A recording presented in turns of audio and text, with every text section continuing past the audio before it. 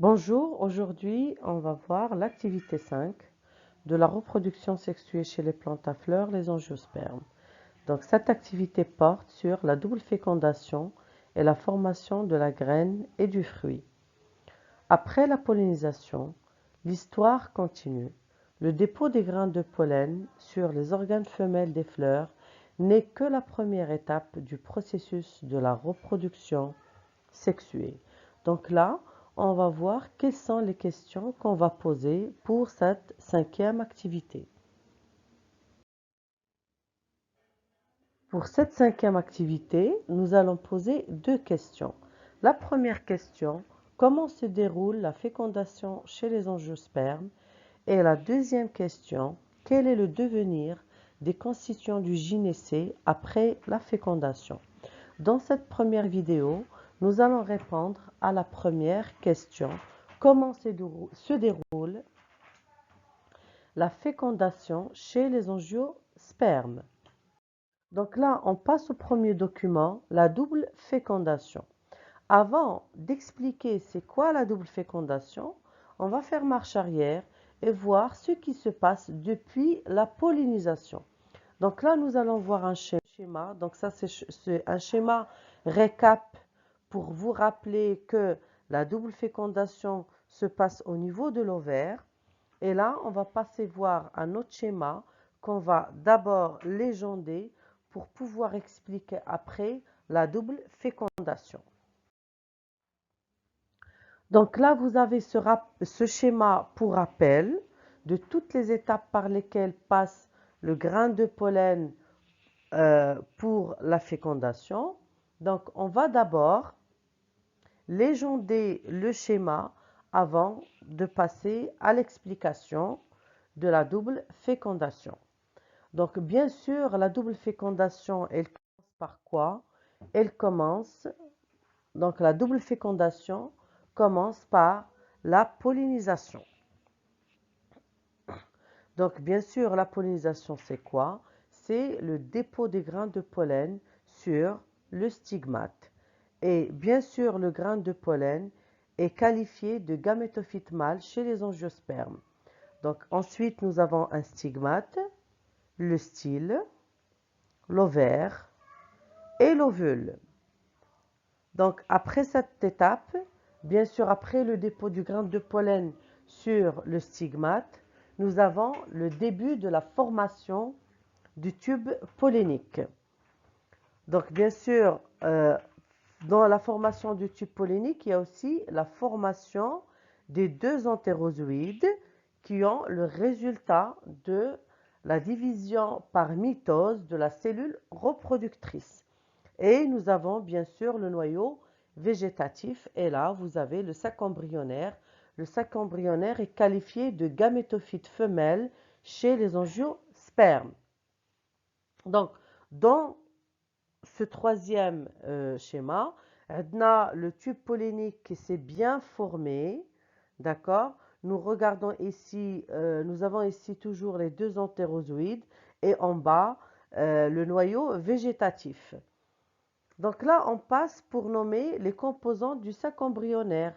Donc le sac embryonnaire, il est composé de trois antipodes qui sont du côté opposé du micropyle. Vous avez l'oosphère qui est qualifié du gamète femelle. Et bien sûr, les entérozoïdes ici, ce sont les gamètes mâles. Et nous avons les deux synergides et la cellule centrale composée de deux noyaux. Donc, après avoir nommé les différentes composantes de cette figure, on passe pour l'explication de la double fécondation chez les angiospermes.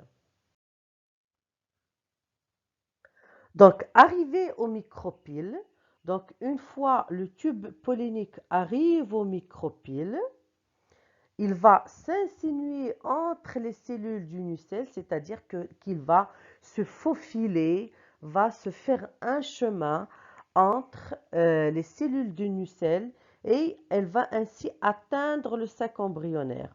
Une fois il va atteindre le sac embryonnaire, il va franchir le sac et il va décharger les deux gamètes mâles. Donc, après avoir déchargé les deux gamètes mâles, qu'est-ce qui va se passer? Un gamète mâle fusionne avec l'osphère pour donner un œuf au zygote principal diploïde. Bon, voilà. Donc, qu'est-ce qui se passe? Il y a un gamète mâle va fusionner avec l'osphère, donc l'osphère هو Le gamète mâle va fusionner avec l'osphère pour donner œuf au zygote principal de N diploïde. علاش؟ لأنه هذا عندنا l'entérozoïde il est N, c'est un gamète donc يكون N, وهذا c'est le noyau de l'osphère il est N. Donc les deux quand ils vont fusionner غادي يعطيونا un œuf avec deux N chromosomes. Donc, qu'est-ce qui va subir la cellule? Il va se multiplier, elle va se diviser par mitose pour donner un embryon. Après, nous avons l'autre gamète mâle, N. L'autre gamète mâle, il va fusionner avec les deux noyaux de la cellule centrale. Donc, il y a deux noyaux, كل واحد فيهم NN. Avec les cellules centrales, avec les deux noyaux de la cellule centrale, et ils vont former le zygote accessoire 3N. علاش؟ لأن عندنا هنا N, هنا 2N, وهنا عندنا 3N. Donc, la cellule هذه qui va être formée, il va être une cellule 3N. Il se multiplie, c'est-à-dire le zygote ou le zygote accessoire, il va se multiplier et qu'est-ce qu'il va nous donner? Il va nous donner l'albumène. Donc, le premier, c'est-à-dire le premier gamète mâle qui va fusionner avec l'osphère, Cartena, l'embryon 2N. Ensuite, le deuxième entérozoïde qui va fusionner avec les deux noyaux de la cellule centrale, Radiatona, l'albumène N. Donc là, on va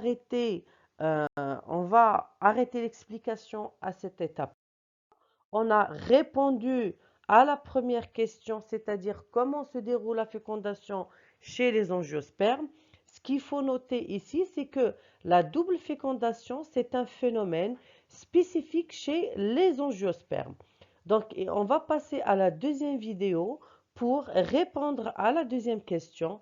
Quel est le devenir des constituants du gynécée après la fécondation? Merci. Et là, on passe à la deuxième vidéo.